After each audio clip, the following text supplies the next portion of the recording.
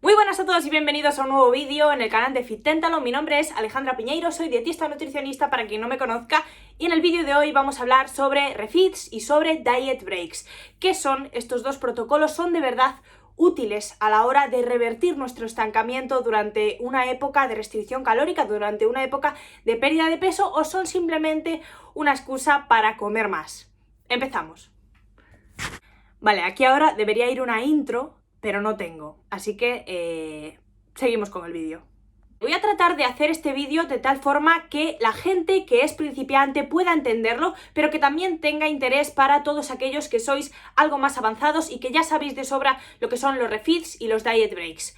Pero pensando un poquito en esa gente que puede estar un poco perdida, me vais a permitir hacer una breve introducción de qué son los refeeds, qué son los diet breaks, para después pasar a cosas un poco más técnicas y a la pregunta que todos tenemos y que en realidad todavía está un poco por resolver, después lo veremos, de si son útiles de verdad y si de verdad llegan a revertir las adaptaciones al déficit calórico. Vale, un segundo, vamos a hacer aquí un inciso porque si lo digo al final del vídeo igual muchos de vosotros os quedáis sin esta oportunidad. Voy a dejar debajo de este vídeo un enlace para que podáis acceder a una clase gratis del curso de perder grasa de la A a la Z, que como seguramente sabréis, estamos ahora de oferta especial del lanzamiento de una versión 2.0 del curso. Así que os voy a dejar el enlace, simplemente rellenáis el formulario y ya tenéis acceso a esa clase gratis para poder un poquito decidir si os mola el contenido o no.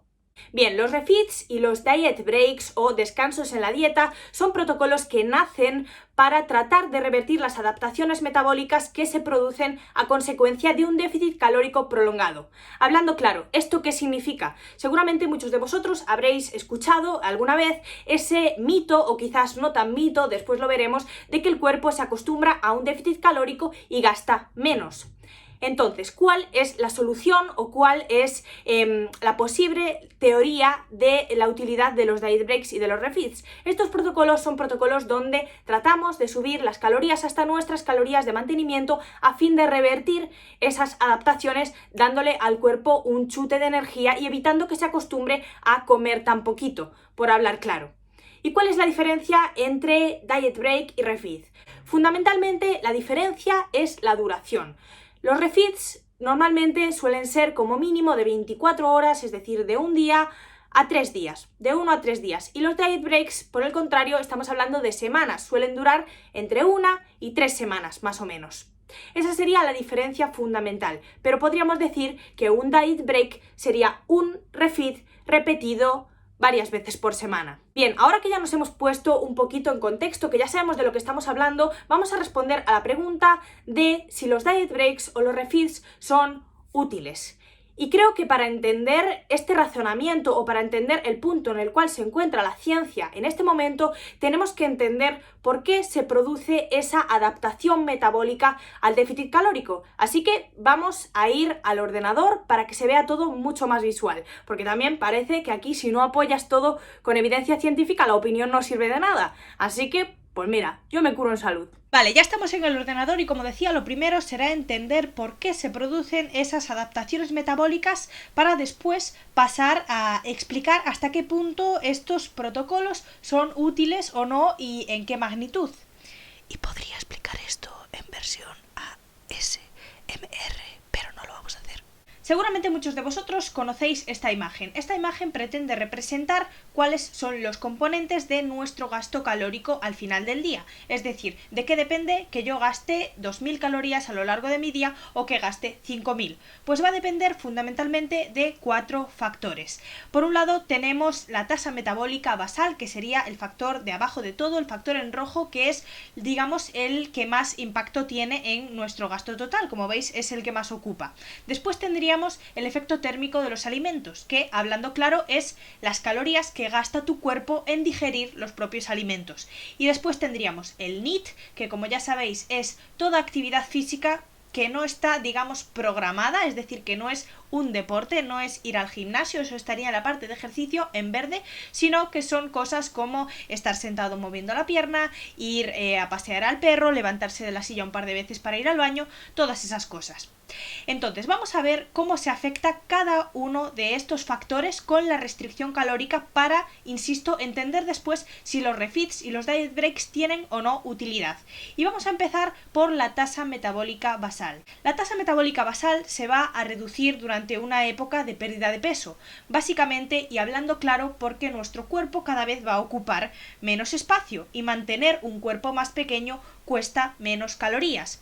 Y aquí mucha gente piensa que el único tejido que es metabólicamente activo es el músculo. Y esto es cierto, el músculo es más metabólicamente activo que la grasa, es decir, cuesta más calorías mantener músculo que mantener grasa. Pero esto no quiere decir que no cueste trabajo mantener la grasa. Entonces, aunque nosotros preservemos por completo nuestra masa muscular, si nosotros estamos reduciendo nuestro tejido adiposo, nuestras calorías de mantenimiento también van a bajar porque, insisto, aunque la grasa sea menos metabólicamente activa que el músculo, también requiere de ciertas calorías para su mantenimiento.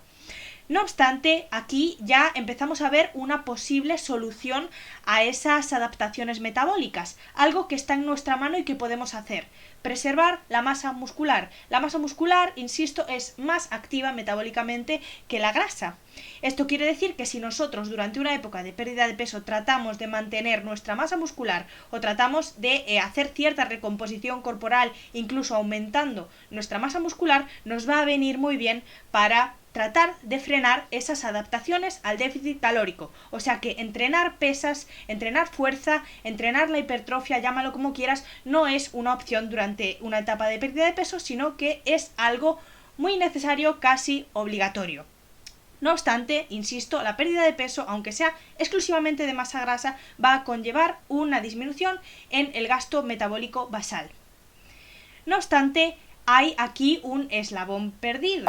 Y este eslabón perdido veremos que es la llamada tumba metabólica o adaptaciones, termogénesis adaptativa.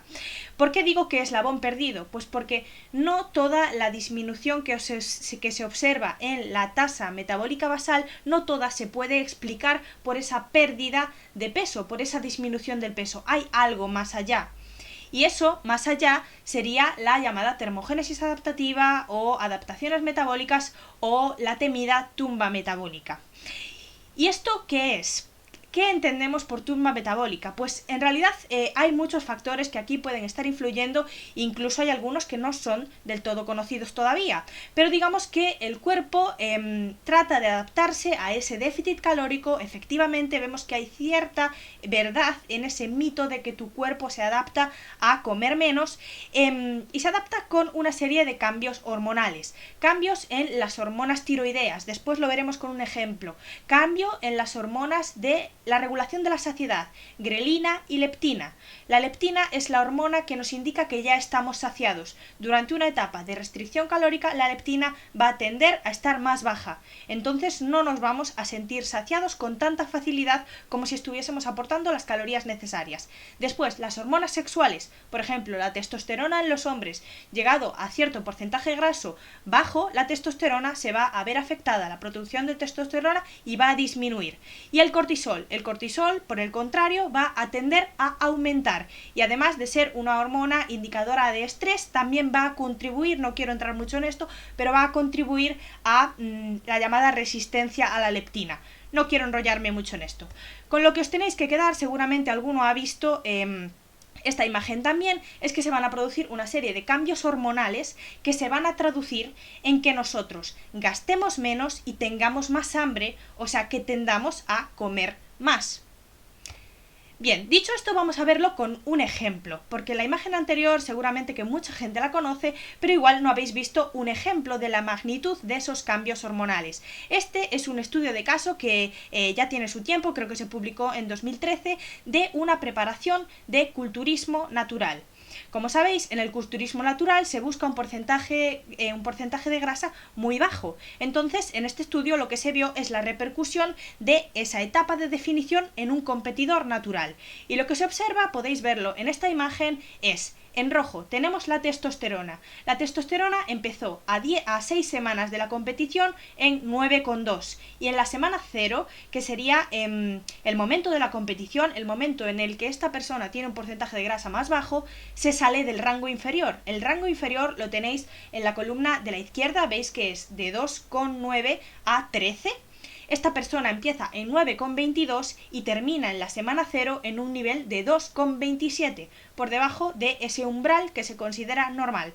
Como veis, la testosterona, lo que comentábamos al principio, está disminuyendo. La grelina y la leptina, hormonas de la saciedad. Si os fijáis, la grelina tiende a aumentar.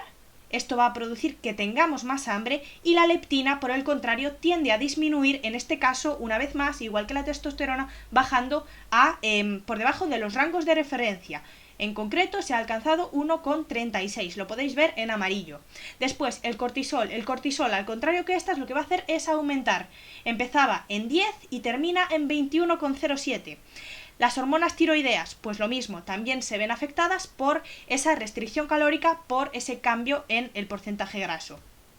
Pero aquí, ¿de qué estamos hablando? ¿De qué porcentaje graso estamos hablando? Estamos hablando de que esta persona ha alcanzado un porcentaje de grasa realmente muy bajo. Empezaba ya en un porcentaje de grasa que se podría considerar bajo para muchas personas y termina alcanzando, medido por pliegues, en torno a un 4 a un 5% de grasa corporal. Y esto hay que entenderlo. No es lo mismo una situación de un competidor, por supuesto, que una situación de una persona que parte de un sobrepeso, que parte de una obesidad y que lo que quiere es alcanzar un porcentaje de grasa saludable.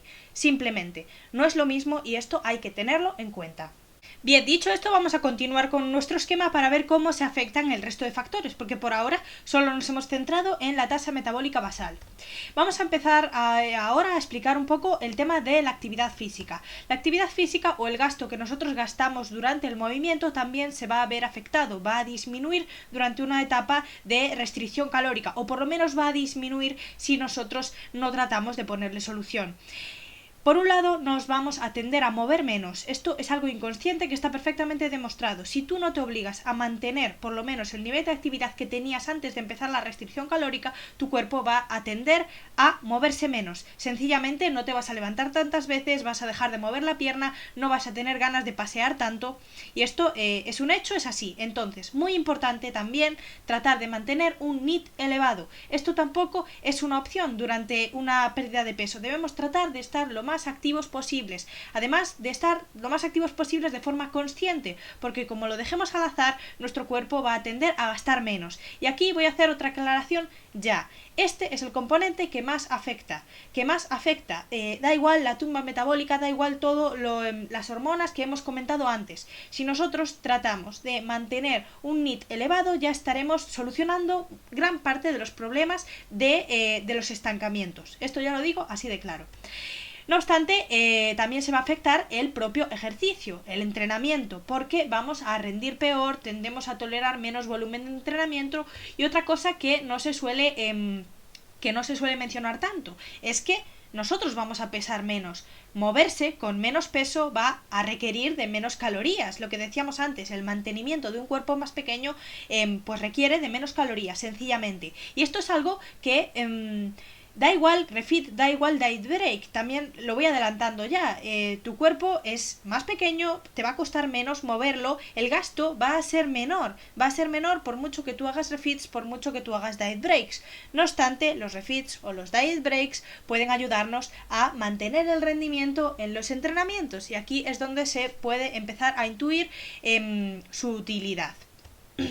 Bien, y nos falta el componente amarillo, el efecto térmico de los alimentos. Este efecto también se va a ver disminuido, porque en teoría estaremos comiendo menos. El volumen de nuestra comida va a ser menor porque estamos en una etapa de restricción calórica.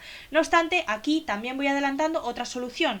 La proteína es un macronutriente energéticamente mucho menos eficiente. Cuesta más calorías digerir 1 gramo de proteína, vamos a explicarlo así, que digerir 1 gramo de grasa o 1 gramo de hidrato de carbono. Entonces, mantener una dieta alta en proteínas, una dieta rica en proteínas, nos va a ayudar también a revertir las adaptaciones metabólicas. Os voy a dejar también, si consigo editar este vídeo bien, un estudio en pantalla donde se muestra un poco esto, pero vamos, que está más que demostrado. O sea que ya vamos viendo que, aunque haya cosas que no vamos a poder controlar, como veremos después, hay cosas que sí podemos controlar, como mantener una dieta adecuada y mantener un nivel de actividad física adecuado.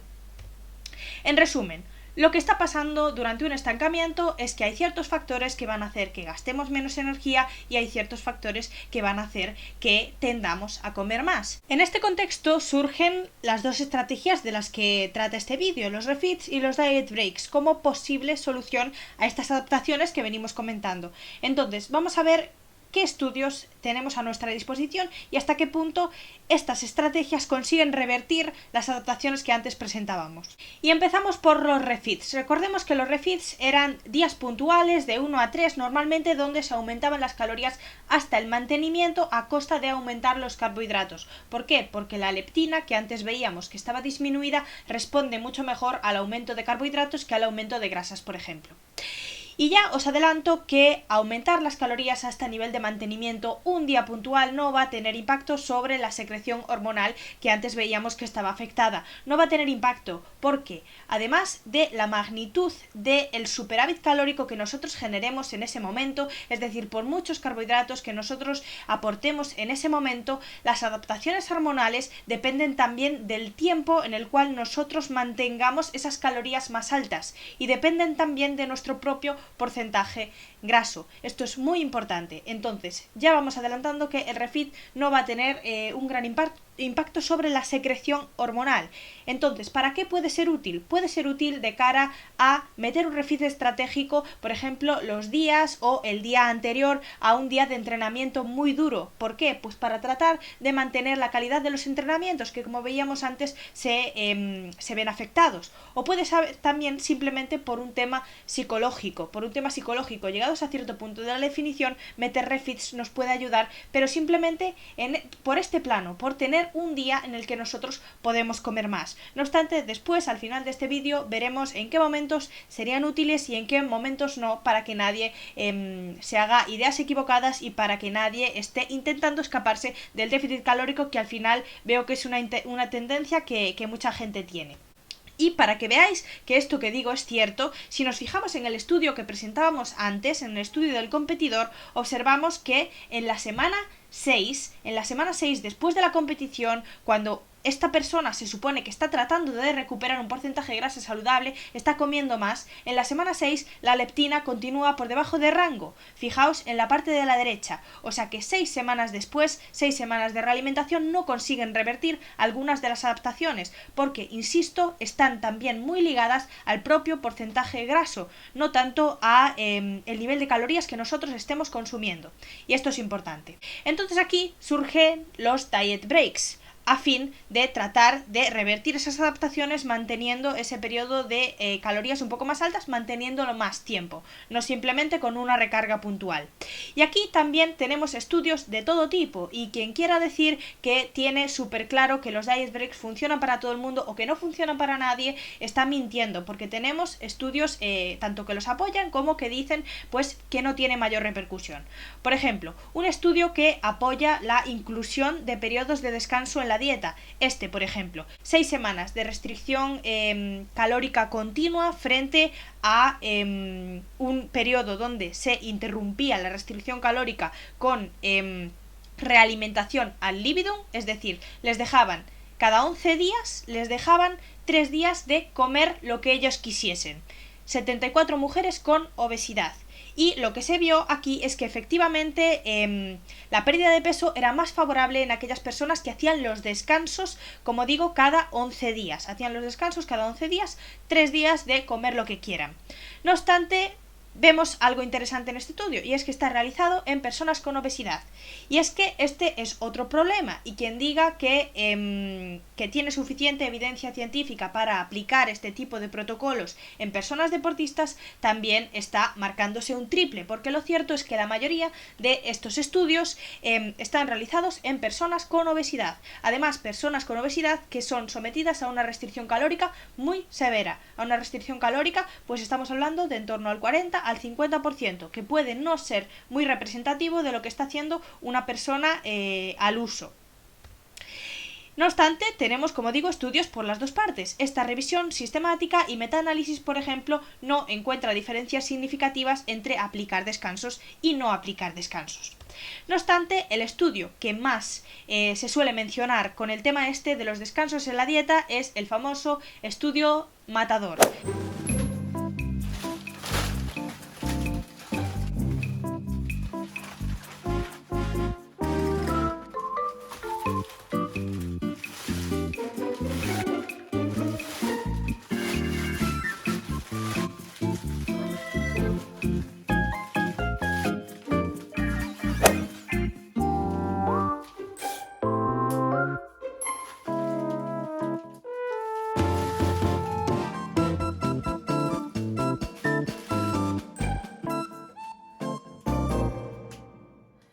Vale.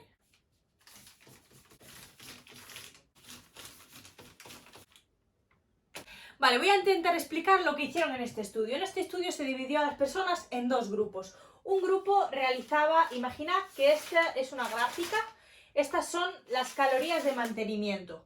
Un grupo lo que hacía es una restricción calórica continua, es decir, empezaban consumiendo estas calorías y poquito a poco las tenían que ir bajando por el tema de la adaptación.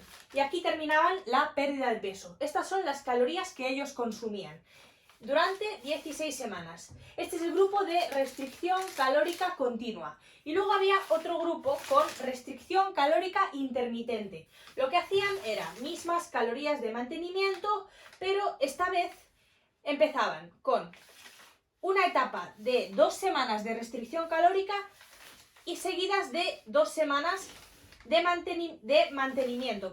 Imaginemos que estas son las calorías de mantenimiento. 2 semanas de restricción calórica, mantenimiento.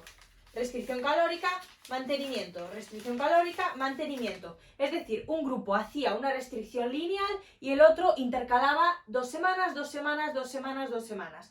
Lo que se vio es que al final de la intervención, el grupo que salía ganando en cuanto a mejor pérdida de grasa, mayor mantenimiento de intentar revertir esas adaptaciones de las que hablábamos antes, era el de la restricción calórica intermitente.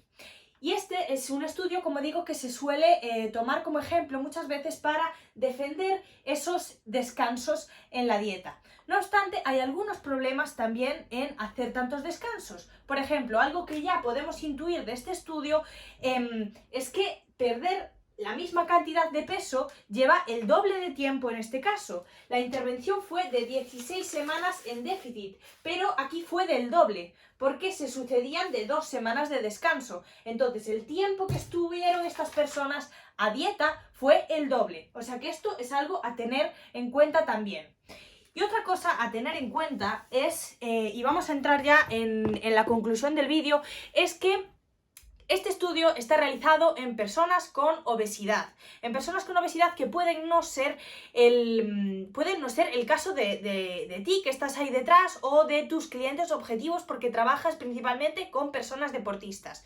Y es que el único estudio que contamos por el momento que estudia el impacto de los descansos en la dieta en personas deportistas está todavía sin publicar los resultados. Lo voy a dejar en pantalla, pero todavía no están disponibles los resultados, solo está registrado el protocolo. Insisto, lo voy a dejar en pantalla.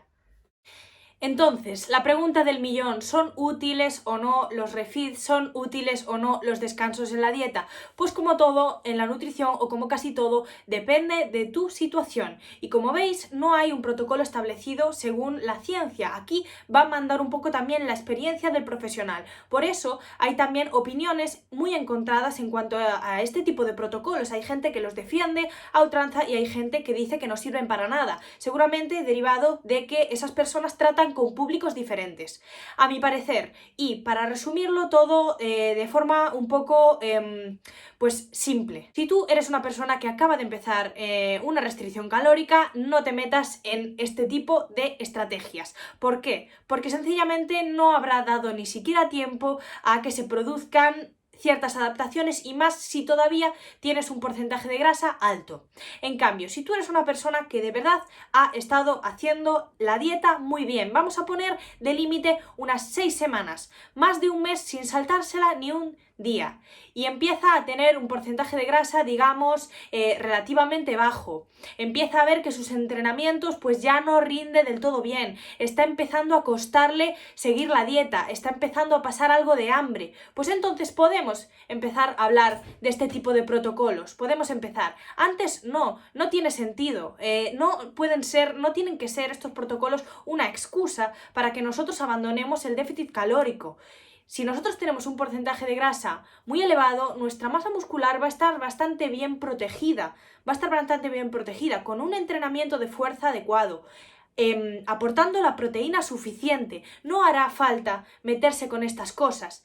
Y muy importante, el tema social, y esto es algo que explica muy bien Robert en la clase del curso de perder grasa de la A a la Z. En el curso de perder grasa de la A a la Z explicamos cómo utilizar estos protocolos, tanto el Diet Break como el de Refeed, y explicamos más en detalle pues quién podría beneficiarse y cómo implementarlos. Y algo que explica muy bien Robert es que si tú eres una persona muy reactiva, y ahora explicaré lo que es porque me encantó este concepto, no merece mucho la pena que tú plantees refeeds o descansos en la dieta de forma, digamos, organizada. Y me explico. ¿A qué me refiero con persona reactiva? Una persona reactiva es aquella que está a dieta y alguien le dice, oye, ¿quedamos este fin de semana? Pues vale.